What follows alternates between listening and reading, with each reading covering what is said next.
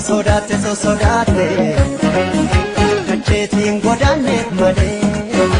ina sila foto la chenkune godante foto la tu barsike gante oromia garas ke fatu garanna sodate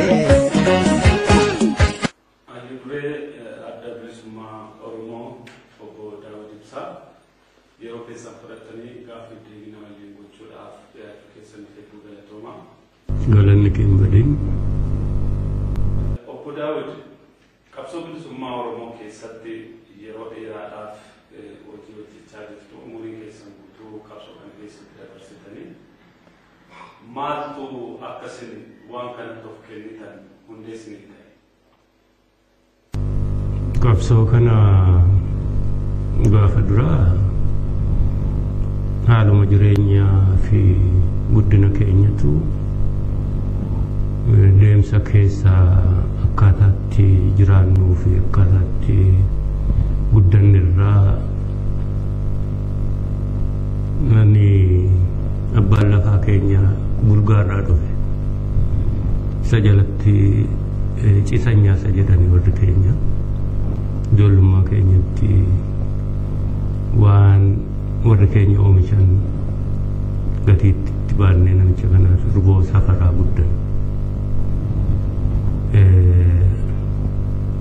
guddoo nutti dhaga'ama ijoollummaatti kuni dammaqinsa hin qabnu garuu nutti dhaga'ama ture maatii guutuu deemsa keessa immoo mana barnootaattis waan hedduu nurra ga'e akkuma guddinaattu walitti bu'aa wal lolaa mana barnootaa elementary school shaambootti baradhe shaamboo magaalaa warra nu bujuuti warra guddeessa isaantu jira ijoollummaatti nuti keessaa wal lolaa wal reebaa guddanne ijoolluma waliin barannu wajjin kunis kuufame high schoolittis kanuma wingeetitti baradheen deemsa keessa immoo wingeetitti maabara tokko qabu ijoolleen Oromoo warri nu dura jiranii isatti nu dabalanii waan nutti himanii seenaa Oromoo dammaqinsaa nu jalqabsiisanii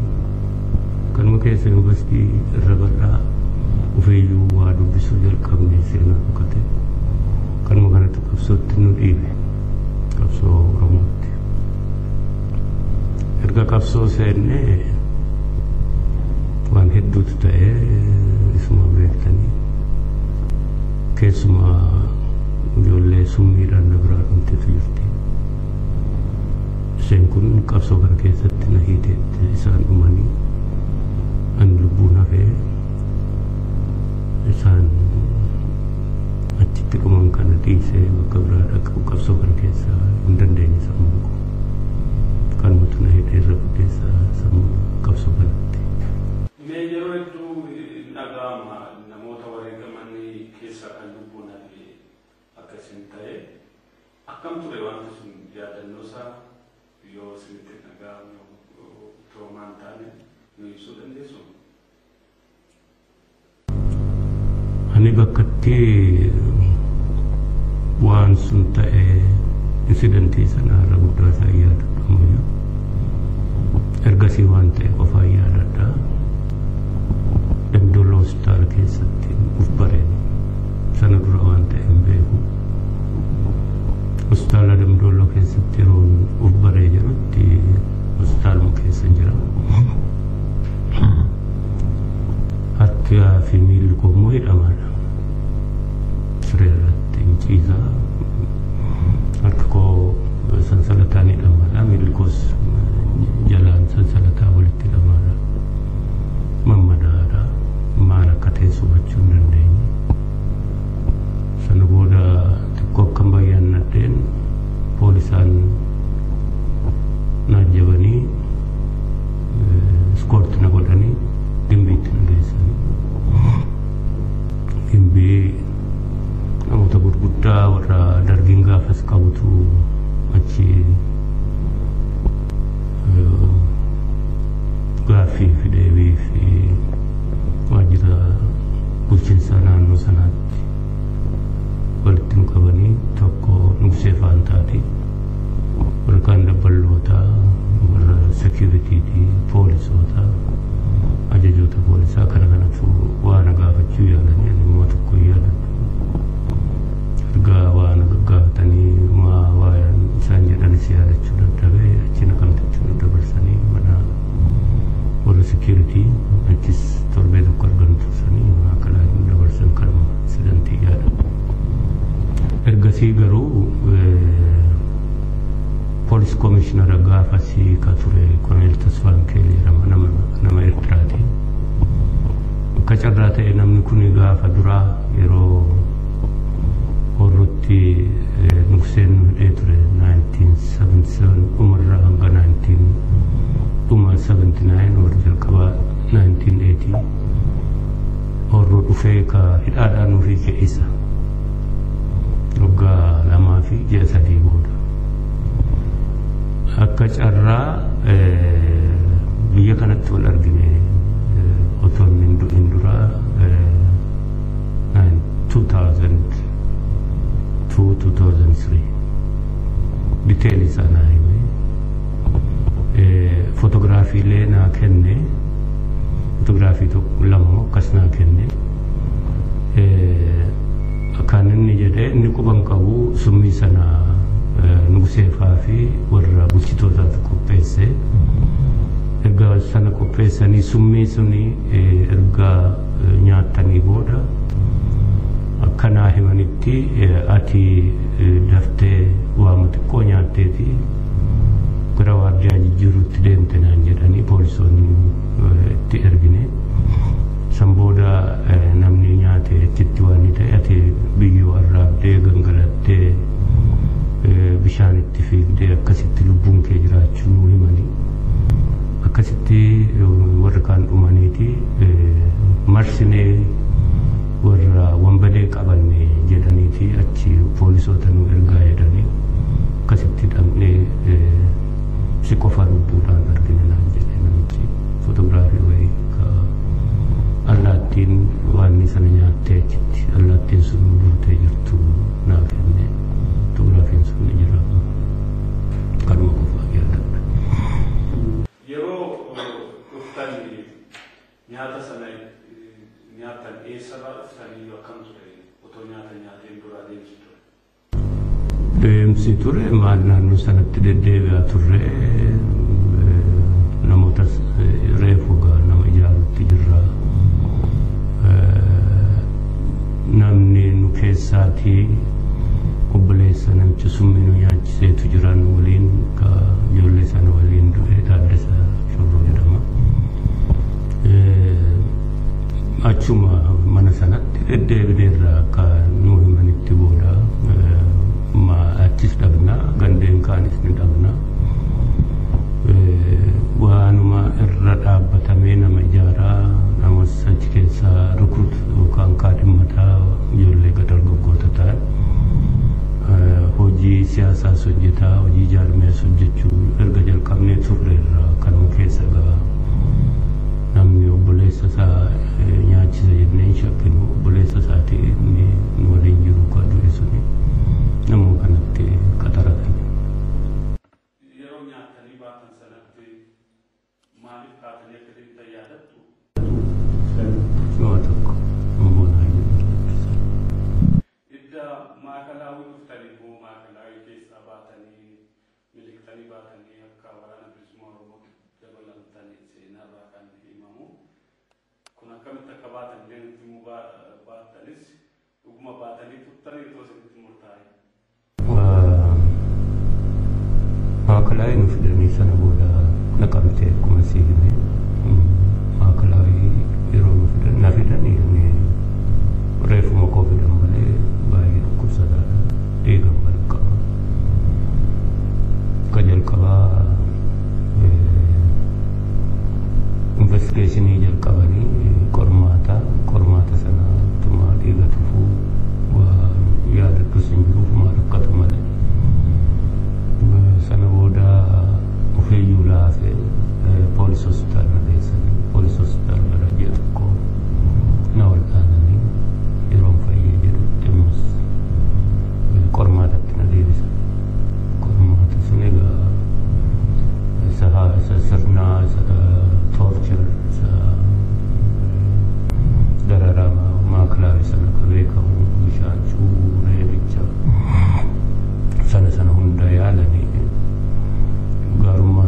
isaan na gaafate irra hedduu isaa yaadadhu yeroo sanatti memoriin koo yoonaan dhufne otoo ta'es waan hedduu waan iccitii hojii magaalaa fa'aa keessatti dhiisnee deemne kan isaan na gaafatanii namoota achitti hidhamanii jiranii warra waliin hojjetaa turre na dura warra hidhaa turanii isaan kanatti hidhanii waan gaafattu yaalanii suni milkoofni isaanii sana booda akkuma hidhamaa kamuu godhanii gara ji'a 7-8 booda ji'a 7 booda gara Karchalleetti na dabarsan. Karchallee ammus deebisanii ji'a 4-5 booda qormaataaf na deebisanii maakalaatti sunis hin taanee fi sana booda ammus Karchalleetti na deebisan. Kuni 1982 hanga 86 achuma waan ture Karchalleen ture Karchallee keessa hidhaa waggaa dheeraa ta'uu waan beeknuu fi of ijaarree achi keessa barnoota waan warra baratuu qaban barsiisuu warra barnootas barachuu kanatti of ijaarree otoo jirru gaafa barbaadan nama barbaadan waamanii ajjeesuu nama barbaadan waamanii ol deebisuu investigeeshinii kun noormaalidha. haa ta'uuti kaan hidhamaa baay'eetu jira hidhaa sana keessa kanumaan siyaasayyuu APRPtu jira meesontu jira warra wazliigtu jira warra kaanis ni jiru hidhamaan siyaasaa baay'eedha gosaan yeroo sana dargii keessa isaan kun waggaa waggaatti keessaa hin hiikamne jiru ni hiikama namni hundi ka adda bilisummaa Oromoodhaan hidhamu namni tokkollee kan hiikamu jiru. Kanaan jirru Oktoobar Noovembar 86 maakilaawiidha ilmaan Oromoo qaroo ta'anii akka lubbuu keenyatti ka jaallannuu fi ka waliin qabsoo gochaa turre jalqabuma yeroo dhaabni kun gadi dhaabbatu turayyuu yuunivarsiitii keessatti wal beeknu Muhee Abdoo isa waliin immoo Gazayin Kaasahuun ani halaalumatti hin beeka nama kana Muheedha baay'ee closely yuunivarsiitiidhaa jalqabnee ka wal beeknu maakalaatti illee wal argine eeggazuu waaqeetii kanas maakalaatti hin argee kaan kabbada deemseeti warra kana maakalaadhaa fuudhanii ajjeesuu isaaniidha nuti Karchallee jirra kun hedduu nutti dhagahame ka jaarmeelee siyaasaa kaanii namni keessaa ni hiikama ka hiikuun hafe immoo namni yeroo ajjeefame jedhutti sitti dhagahama kana caalaa waan kana callisnee teenyee achi teenyee lubbuu keenya ofii keenya baafachuu qofa otoo hin taane diddaama keenya agarsiisuu qabna yoo duune saaduu karaa irratti jennee sadii taanee mari'annee tokko Nagaasaa Kumsaati kaan immoo Amaan Nuuraa Amaan Noorwee jira haala kana callisnee ilaaluu qabnu yoo duune saaduu bahuu qabna akka ta'u taanee tolfanne jenne egaa malli jiru tokkichi mana hakiimaa deemanii mana hakiimaa yeroo dhaqanitti jalaa miliquu haala tolfachuu qabaa sana tolfannee ba'an jechuudha kanuma wanti ta'e inni kaan haala hamaa keessa ba'an yeroo sana keessatti haala namni keessa darbineetii ka dirree geenye inni seenaa isaa dheeraadha. Hedduu waan nama ajaa'ibudha. Seenaa keessas Ameerikaa hidhamtan danda'udha. Akka carraa ta'e xiqqaa fi guddaan baay'eedha hidhamuun kattiin jalqabaa akka 1971-72 akka jalqabaatti yuunivarsiitiidhaan yeroo ijoolleen protest gootu waliin haala sana keessatti qabamne holotaatti midhame gara ji'a 5 ji'a 4 hidhamne baane holotaa military campfitti jechuudha. Kun egaa jalqabaati. Sana booda akkuma carraa ta'e ammas 1975 yeroo municipalitiitti boombiin dho'e sana kun akkuma carraati suspect si goonedhanii akka qarmatti qabanii na hidhanii second police stationitti lubbuunuu darbuu danda'a ture akka carraa police station sana keessa nama Oromoo tokkotu lubbuu kola baate malee inni lubbuun nagalaafata ture. Maalirraa ka'anii suspect si goona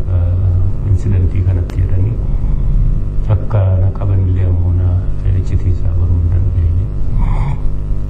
Kun 1977 hanga jalqaba 1980tti end of 79 Shaambutti nu fide Nugusee Fantaa yeroo imruu ibsaa fa'aa burroon kuufaa hidhee Naqamtetti dabarsee nuun Shaambutti nu dhiisee baay'ee dhagaa nuti achitti fayyadamne inni gara waggaa 2 fi ji'a 3 jechuudha. San booda immoo isa amma jenne kana salumaa yeroo summii sana jechuudha inni waggaa 5. Nama summii si nyaachise sana wayii argitanii? Hin argine akkasii ta'anii ijoolleen tarkaanfitti fudhatan jechuun akka erga nuti deebinee erga nuti dhumne booda. Otoo argitanii maal jettuuni? Maal jenna nama laalessaa garuu meeshaadhaan silaatii gaafa sumni itti jiraate warra kana qindeesse warri Nugusee Fantaa bahee fi Dirribaa Moggaa bahee fi warra kaan warra waan kana qindeesse silaatii humni isaa fi waan isaatti jiraate ka haaluu ijoollee sanaa bahuun nutti ture. Isaan kunis deemsa keessa hin hafnee fi akka tokkotti nuti hin godhin malee Nugusee Fantaa malee dhaatti ture. Haaluutti sochii warraaqsaa iyyuu isa argate. Isaanis laga barbaadu namicha kana caalaa. Mana taa'anii baanii dabalamuu dhiisutti yaadaanuu waan barbaadan waan hawwanii wal arguun hedduu nama gammachiisa. Manni dhaabama ulfaataa akka ta'e namuu kan beeku. Yeroo waraanatti hidhattanii dabalamtan maaltu isinitti dhaga'ama? Inni nuuf yeroo achi geenyu jalqaba sagalee tokko karaa irratti nutti dhufte nu qabde sagaleen kun eessaa deemtu isin basaa seette ta'u suutumannee hubachiifne erga hubatanii booda isaan warra duruu anaan beekantu keessa jiran rasaasa fixanii gammachuudhaan ijoolleen kun nuti immoo gammachuu keessa darbee akkuma namni kamuu emooshinii qaba namni hundi of keessatti boo'ichaan lafarra gangalanne sadan keenya achuma gahuu keenya nagaadhaan maalee fi waan keessa darbeetu ulfaataa ture karaa sana gidduutti. Hedduu boo'ichi kun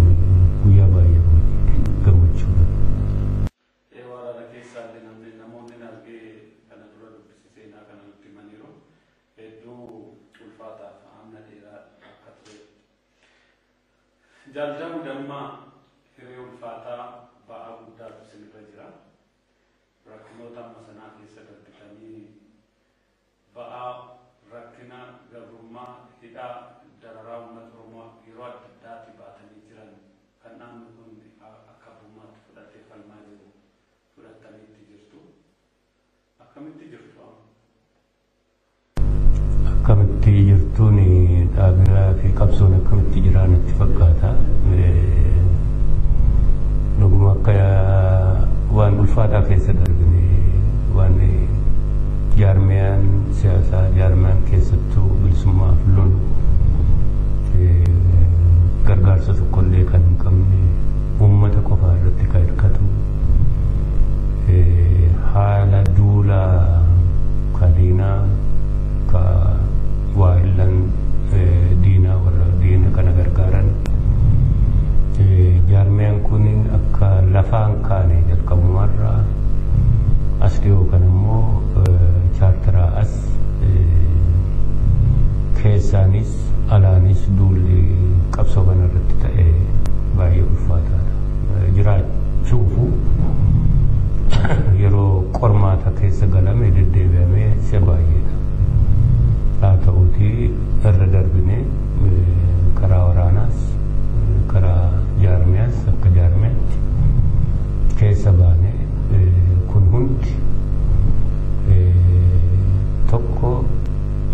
deeggarsa uummata keenyaati kana keessatti sadarkaa olaanaa akka qabu akka keessa gadi faginaan beeknutti uummati kun dhaaba kana baay'ee jaallata. Keessattuu uummata keenya biyya keessa jiruu fi deeggartoonnii fi miseensota keenya ala jiran haala rakkina kamuu keessa rakkina dhaaba kanaa fi rakkina qabsoo kanaa baatanii rakkina kana keessa akka baanu nu godhanii jiranii sadarkaa tokkoffaatti uummata kanaati jiranii. Ittaanee haala qormaataa ulfaataa keessa miseensota itti cichanii murannoodhaan xiiqiidhaan jaarmiyaa kana rakkina keessa dabarfame jechuudha. Isaan kun qabsoo kana keessatti bakka guddaa qabu. Jaamina kana keessatti dabarsee amma sadarkaa dhaabni kunis uummati kunis jaarmiyaan kunis qabsoon kunis qoma isaa dhiibee olaantummaa diinaa irratti argatee jiruuf jirra jechuudha. Dhiyeenya kana walgahii gumii sabaa gaggeeffattanii jirtu ibsillee bahee jira. Walgahii gumii sabaa kanarratti xiinxaloonni dhimma Oromoo ilaalu qabsoo ilaalu naannoo ilaalu irra geessanii murtii dabarsitan maali?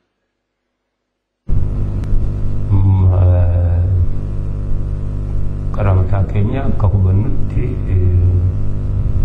akkuma gaaffii kee duraa keessatti tuqe qabsoon uummata Oromoo diina kana irratti olaantummaa qaba. Olaantummaa argatee jira.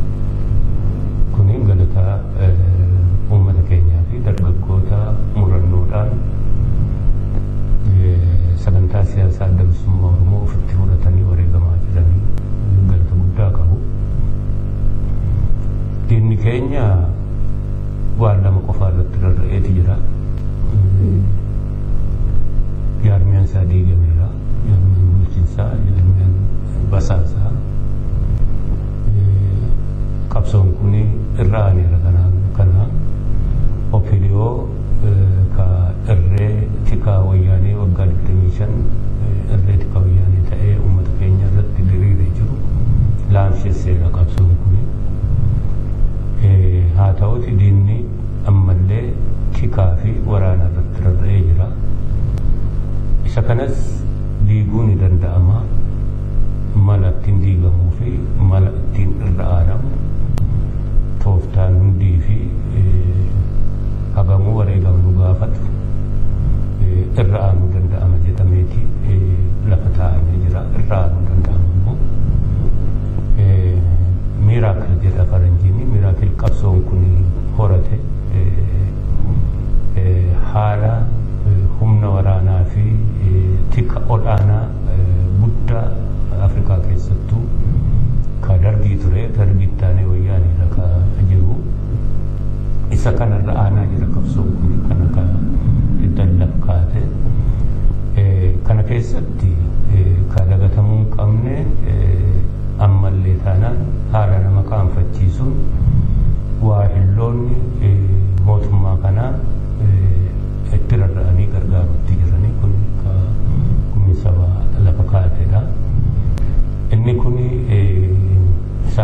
wajjin lola seennaan ulfaataadha. Haa ta'uutii hagamuu gurra isaanii duuchatanii isaan kana balbala isaanii reebuudhaan mooraalii isaanii irratti waan gochuudhaan gargaarsa kana akka dhaaban kuni kan irratti hojjetamuu qabu akka ta'e humna guddaa fi qabeenya guddaatti dhangalaasaa jiran mootummaa kana jiraachisuu fi isa kana cuunfaadhaanii haa ta'uutii akkuma deddeebisee himuu yaale bilisummaa isaa harka isaa galfatuudhaaf murannoon uummata keenyaa dhaaba kana jala hiriiree qabsoo dargaggoonni ofitti fudhatanii waan jedhan wanti dhaabuu danda'u galii isaan magaa wareegama gamu nu gaafata wareegama nu gaafa kan nu gaafatus ni beekna kuni waan dhaabbatu qabu kuni akkaataatti gumiinsa waan fakkaatu.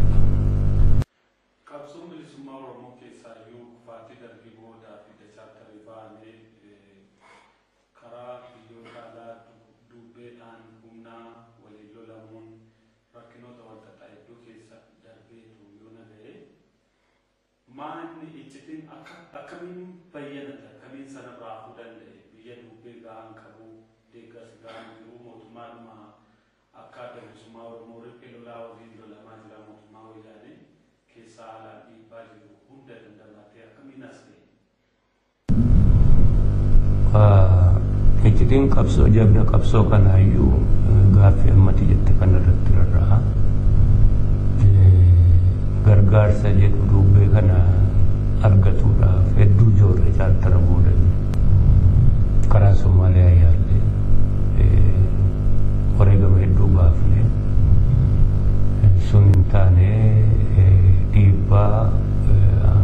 biyyoota alaa fi mootummaa wayyaanirraa naannoo sana wareegama hedduun keessaa baane jechuudha. Karaa Keeniyaallee karaa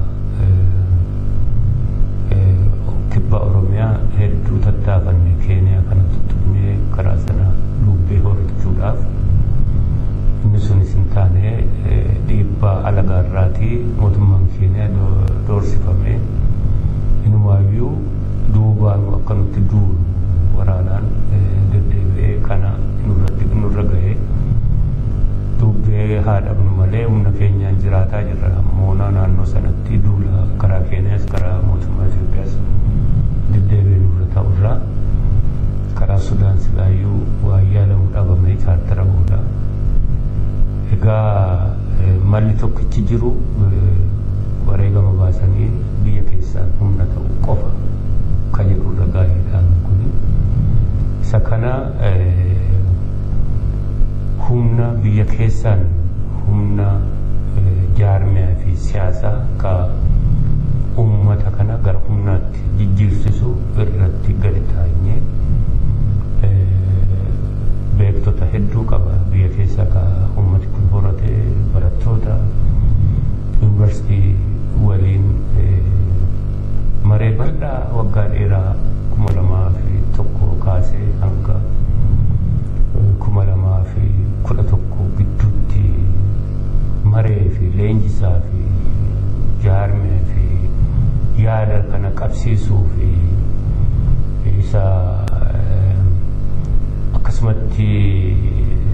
diddaa immooshinii irratti taree ka jaarmiyaa fi leenjisa irratti hundaa'e caasaa diriirsuu dabballoota baay'inaan leenjisanii uummata keessa facaasuu uummata kana waan sagantaa siyaasaa adda bilisummaa Oromoo fi mirga isaa akka inni falmu qabsiisuu hanga mana keessa deemanii uummata kana barsiisuu ganda isaa keessa taa'anii barsiisuu waliin jiraatanii barsiisuu isa kana waggaa 10-12-13 darban kana keessa ka yeroo keenya fudhate kuni bu'aa argamsiise ofiisaa ofiisaa bal'isee ofiisaa of ijaaruutti gadi taa'ee ofitti fudhate qabsoo kana kuni ka barbaannis kanuma keessaan humna ta'ee humna keessaan as bahee malee alarraa eeggachuu kan dandeenyu dargaggoota beektota akkasumas uummata kana qabsiifnirra gadi jabeessinee kaa'imnu ammallee ummati Oromoo uf malee wal malee waa tokko hin qabu eenyurraayyuu waa eeggachuu hin qabu gargaarsa alaa malee immoo jijjiirama fiduu danda'ama jedhee jira ni danda'amu kanuma jechuudha.